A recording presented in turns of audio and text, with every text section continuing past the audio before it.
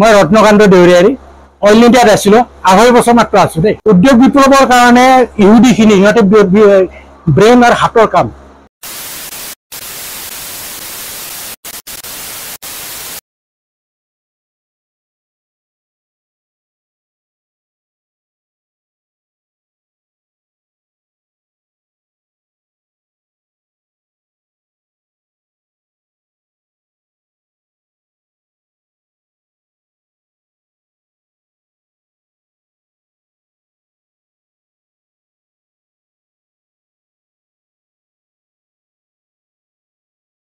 ধন্যবাদ প্ৰশান্ত দা এই সুবিধাকণ দিয়াৰ কাৰণে। ধন্যবাদ স্বৰ্গবাসী ৰাইজসকল আৰু ধন্যবাদ স্বৰ্গবাসীৰ আই মাতৃসকল আৰু বিশেষকৈ ধন্যবাদ জনাব লাগিব এই আই মাতৃসকলৰ সাহসিকতাক। কিয়নো এই আই মাতৃসকলে যিটো পদক্ষেপ হাতত লৈছে বহুত ডাঙৰ এটা পদক্ষেপ, বহুত ডাঙৰ এটা চেলেঞ্জ আমাৰ আই মাতৃসকলৰ বা আমাৰ জীৱনৰ কাৰণে। আৰু এই তাঁতশালক লৈ বহুতে নিজকে আত্মনিৰ্ভৰশীল কৰিবলৈ সক্ষম হৈছে। তাৰে নিদৰ্শন আমাৰ ছয়গাঁওবাসীত যথেষ্ট আছে। গতিকে ছয়গাঁওবাসীৰ আই মাতৃসকলে ইমান সাহস আৰু নিজে যে আত্মনিৰ্ভৰশীল হ'ব পাৰে তাৰ এটা নিদৰ্শন হিচাপে আমাৰ অঞ্চলৰ গৌৰৱ। গতিকে প্ৰশান্ত দা আপুনি যিটো পদক্ষেপ হাতত লৈছে নথৈ আনন্দিত হৈছোঁ। আৰু আমি দেখুৱাই যাম আমাৰ উদ্বোধনী অনুষ্ঠানটো এটা ষ্টেপ আমি দেখুৱাই যাবলৈ চেষ্টা কৰিম। গতিকে আপোনালোকে লগত থাকিব, ভিডিঅ'টো স্কিপ নকৰিব আৰু আমাৰ ছয়গাঁওবাসীৰ যি আই মাতৃসকলে যিটো পদক্ষেপ হাতত লৈছে আমি ভাবোঁ যে সমৰ্থন কৰিব আৰু আমাক সহায় সহযোগিতা আগবঢ়াই থাকিব।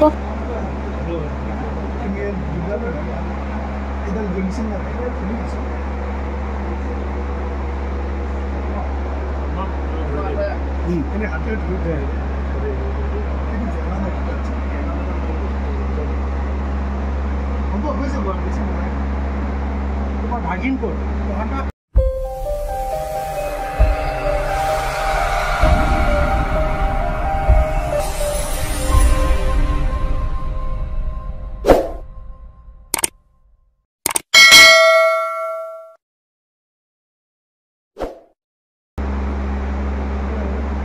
ভণ্টি নে বাইদেউ ওলোৱা নাই বাহিৰ ওলোৱা আকৌ তোমালোকে আছা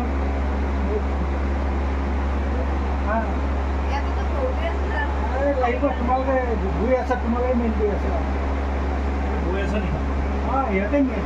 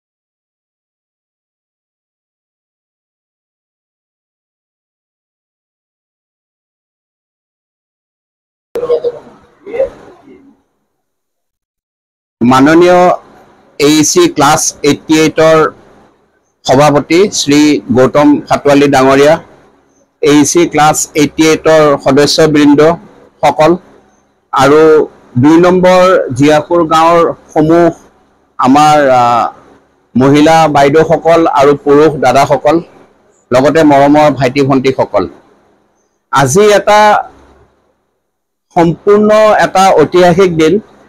আজি AEC ক্লাছ 88 উদ্যোগত আৰু অইল ইণ্ডিয়া লিমিটেডৰ সহযোগত আজি আমি ইয়াত মইনা তাঁতশাল এটা স্থাপিত কৰিছোঁ। আৰু এই তাঁতশালটোৰ কাৰণে মই প্ৰথমতে AEC 88 সদস্যবৃন্দক মই ধন্যবাদ দিম, তেওঁলোকে ইয়াৰ এটা ইনিচিয়েটিভ লোৱাৰ কাৰণে। আৰু লগতে আমাৰ অইল ইণ্ডিয়া লিমিটেডৰ যিটো সামাজিক দায়বদ্ধ আঁচনি আছে তাৰ সৌজন্যত এই গোটেই তাঁতশাল আৰু গোটেই প্ৰগ্ৰেম আৰু গোটেইখিনিত তেওঁলোকে সহযোগিতা, বিশেষকৈ আৰ্থিক সহযোগিতা আগবঢ়োৱাৰ কাৰণে তেখেতসকলক মই ধন্যবাদ জ্ঞাপন কৰিছোঁ। বিশেষকৈ আমাৰ AEC 88 আমাৰ নিজৰ বেচমেট শ্ৰী ৰঞ্জন গোস্বামী ডাঙৰীয়া, তেখেতৰ উদ্যোগত এই গোটেই পদ্ধতিখিনি আগবাঢ়িছে। তাৰ কাৰণে তেখেতক আমি ইয়াৰ পৰা আমি সহস্ৰ ধন্যবাদ জনাইছোঁ। সঁচা কথা ক'ব গ'লে এই গোটেই আঁচনিখন আজি প্ৰায় 3-4 মাহ আগতে স্থাপিত হৈছিল আৰু আমাৰ গোস্বামী ডাঙৰীয়াৰ ব্যস্ততাৰ কাৰণে তেখেত আহিব পৰা নাছিল। তথাপিও তেখেতৰ আশীৰ্বাদত আৰু তেখেতৰ উপদেশত আমি আজি সকলোৱে গোট খাইছোঁ। আমাৰ AEC 88 সমূহ আমাৰ বেচমেট বৃন্দসকল, লগতে অইল ইণ্ডিয়াত কৰ্মৰত মই এতিয়া ছুপাৰিনটেণ্ডেণ্ট কৰিলোঁ, লগতে মোৰ বন্ধু শ্ৰী ত্ৰিদীপ বৰা, শ্ৰী ৰত্ন দেউৰী, আমি অইল ইণ্ডিয়াৰ লগত যোগ হৈ আছে। এটা শিপা এটা আমাৰ অইল ইণ্ডিয়াৰ লগত আছে, তাতে আমি ইয়াতে আহি পেলাই আমি যথেষ্ট আমি ধন্য মানিছোঁ। আৰু এই এনেকুৱা তাঁতশাল ইয়াত যে কৰিছে তাৰ আগতেও AEC 88 বিভিন্ন ঠাইত অসমত স্থাপিত কৰিছে। আৰু এনেকুৱা তাঁতশাল যেতিয়া স্থাপিত হয় তেতিয়া দুটা কথা আগবাঢ়ে। এটা হ'ল গাঁওসকলৰ, বিশেষকৈ আমাৰ আইসকল বা আমাৰ যিসকল মহিলাসকল, বাইদেউসকল আৰু ভণ্টিসকল, তেখেতসকলে এটা উপযুক্ত সুবিধা পায়। ইয়াতে তেওঁলোকৰ নিজৰ যিখিনি তাঁতশালত কৰিব লগা যিখিনি প্ৰডিউচ হয়, গামোচাই হওক বা কিবা এই বেলেগ কিবাই হওক, তাতে তেওঁলোকে এটা আৰ্থিক এটা স্বাৱলম্বী হ'বলৈ এটা সুবিধা পায়। আৰু লগতে এই গোটেই গাঁৱৰ এটা কোঅপাৰেটিভ ছ'চাইটি হিচাপে বিভিন্ন সময়ত বিভিন্ন ঠাইত তেওঁলোকে নিজে আহি এই আগবাঢ়ি গ'লে তেওঁলোকে সেই হিচাপত তেওঁলোকে এটা স্বাৱলম্বী হোৱাৰ এটা সুবিধাটো পায়।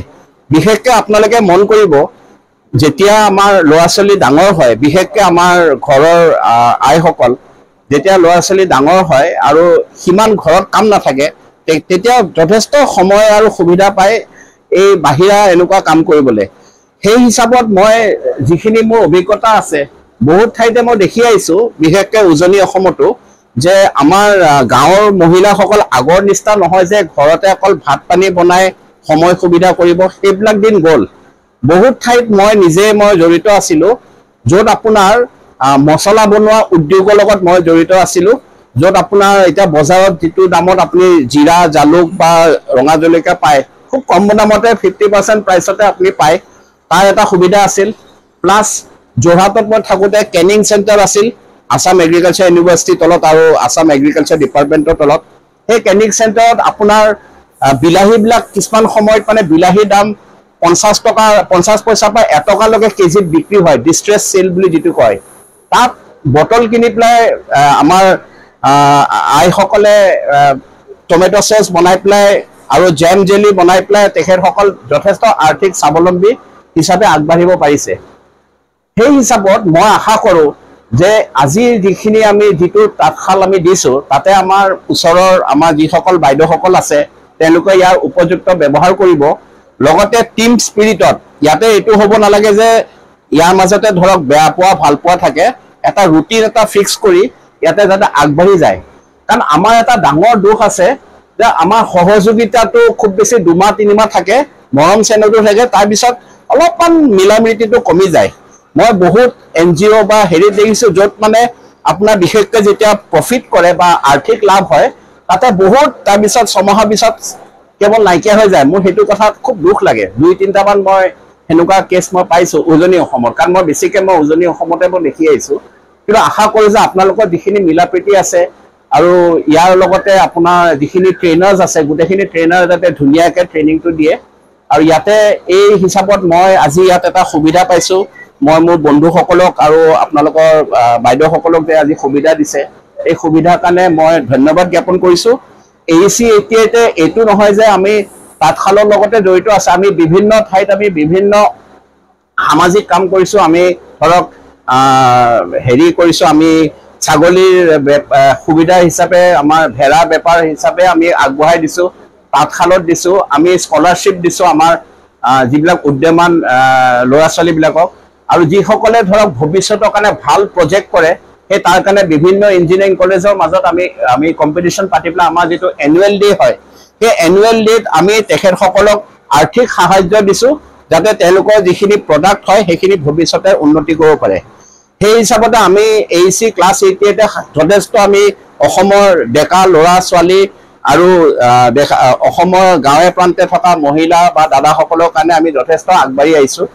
আৰু মই আশা কৰোঁ ভৱিষ্যতত AEC ক্লাছ 88 এনেকুৱা যিবিলাক কল্যাণমূলক কাম আছে সেইবিলাক আগবাঢ়ি যায়। আৰু ইয়াতে কৈ মই আপোনালোকক ধন্যবাদ দিছোঁ যে আপোনালোকে সময়খিনি অলপ নষ্ট কৰি পেলাই আজি আহি পেলাই ইয়াতে গোট খাইছে।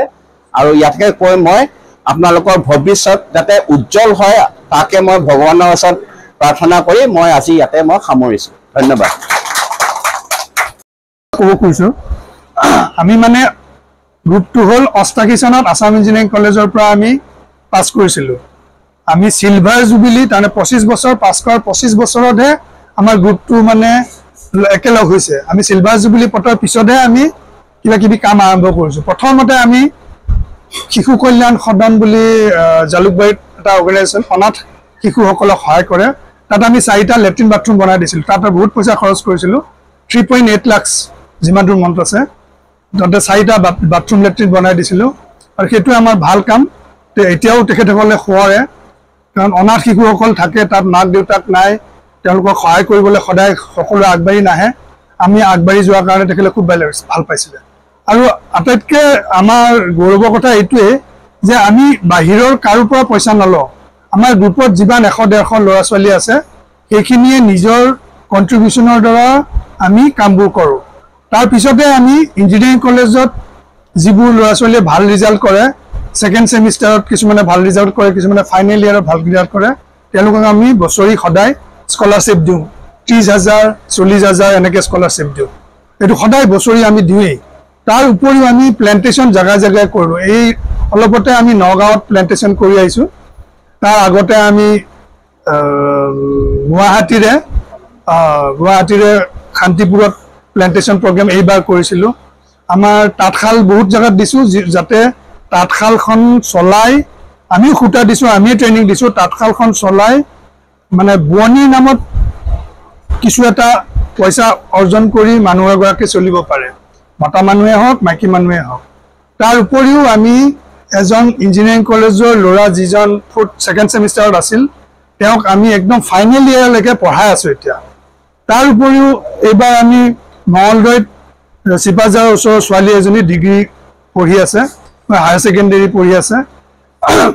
তাইক আমি মানে যিমান দূৰ পাৰোঁ সহায় কৰি পঢ়াৰ খৰচখিনি দি আছোঁ। এনেদৰে আমি আৰু কি কৰিব পাৰি চাই পেলাই আগবাঢ়িম।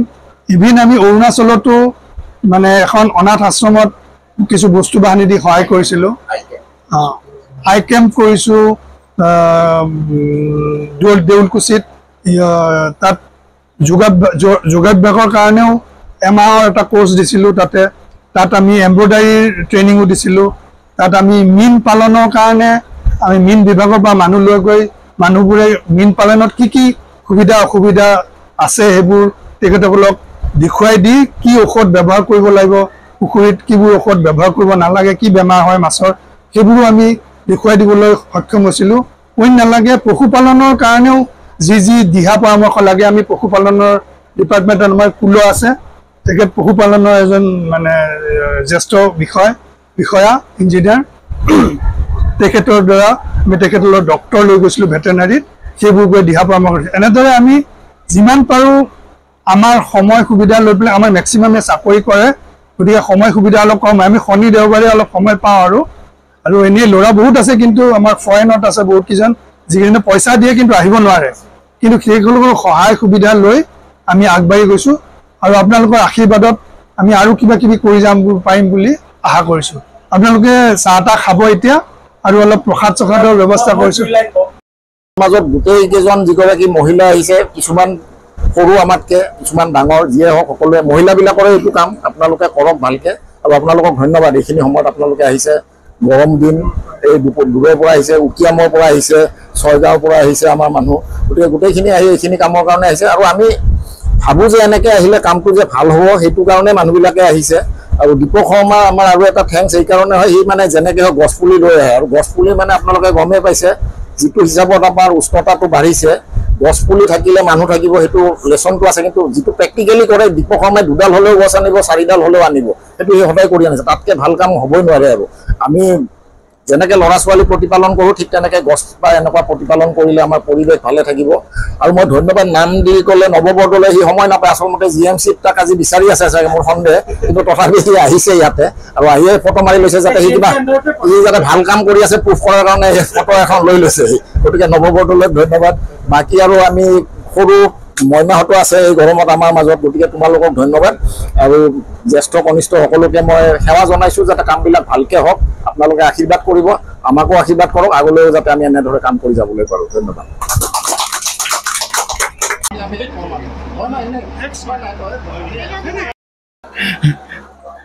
মই ৰত্নকান্ত দেউৰীয়াৰী অইল ইণ্ডিয়াত আছিলোঁ 2.5 বছৰ মাত্ৰ আছোঁ দেই তাৰপিছত বাহিৰত আৰবত গ'লোঁ চাকৰি কৰি তাৰপিছত ৰিজাইন দি গুচি আহিলোঁ এতিয়া AC80 এটা গাঁৱৰ পৰা আহিছোঁ মই এতিয়া গাঁৱতে থাকোঁ পাই মই অভিজ্ঞতাৰ পৰা কৈছোঁ আমি একচুৱেলি কৃষিজীৱী মানুহ আৰু আমাৰ ট্ৰাইবেলখিনিতো বেছিকেলি চিকাৰী মানুহ হাবি বননি বিচাৰি খোৱা মানুহ কিন্তু প্ৰব্লেম কি হৈছে এতিয়া উদ্যোগী বিপ্লৱ হোৱাৰ পৰা ইণ্ডাষ্ট্ৰীৰ মানুহবিলাক ইমান পাৱাৰফুল হৈ গ'ল আমি কৃষিজীৱী মানুহ লাহে লাহে হেৰাই গৈছোঁ উদ্যোগ বিপ্লৱৰ কাৰণে ইহুদিখিনি সিহঁতে ব্ৰেইন আৰু হাতৰ কাম আৰু মাৰোৱাৰীখিনি লাহে লাহে বহুত পাৱাৰফুল হৈ গৈছে সেইকাৰণে আমি কৃষিৰ লগতে উদ্যোগলৈ আহিবই লাগিব আৰু নহ'লে আজি লাহে লাহে দুৰ্লভ হৈছোঁ কেইদিনমানৰ পিছত আমি পৃথিৱীৰ পৰা নোহোৱাই হৈ যাম এইটো যাতে নহয় তাৰ কাৰণে চবে যাতে হাতৰ কাম আৰু মূৰৰ কামটো প্ৰপাৰলি ইউজ কৰে কাৰণ মই দেখিলোঁ বহুত কম আমাৰ ইয়াতে গছপুলি ৰুইছে কিন্তু চব্জি খেতি কৰা ঠাইত ছাঁ পৰে তাত গছপুলি ৰুই দিয়ে তাৰপিছত চব্জি খেতি নহয় গছপুলি ৰুওঁতেও যাতে ক'ত ৰুব লাগে সাৱধান থাকে আৰু আমাৰ টপচইলটো কম কাৰণে কি শিপাবিলাক একদম যে ওপৰে যায় তললৈ নাযায় বেলেগ ঠাইত কি হয় 2-3 মিটাৰ কলা মাটি থাকে একদম তললৈ যায় আমাৰ শিপা প্ৰায় চাবচোন ওপৰে যায় কাৰণে বতাহ আহিলে উঘালি পৰে সেইকাৰণে গছপুলি ৰুলে সাৱধান যাতে চব্জি বাৰী য'ত কৰে তাৰ কাষত নকৰে আৰু ৰ'দ যাতে পৰে পাৰিলে উত্তৰ ফালে ৰুব পাৰে আৰু এই নাৰিকল ৰুইছে নাৰিকলৰ শিপা ইমান বেছি কাষত একো চব্জি নহয় নাৰিকলটো ঠিকে আছে পাম গছৰ এইকাৰণে এটা কিবা কৈছে বহুত বেছি শিপা সেইকাৰণে মই কৰোঁ চবে যাতে স্কিল কিবা এটা শিকে এতিয়া ইণ্ডাষ্ট্ৰীৰ যুগত আমি স্কিল শিকিব লাগিব বাচি থাকিব থেংক ইউ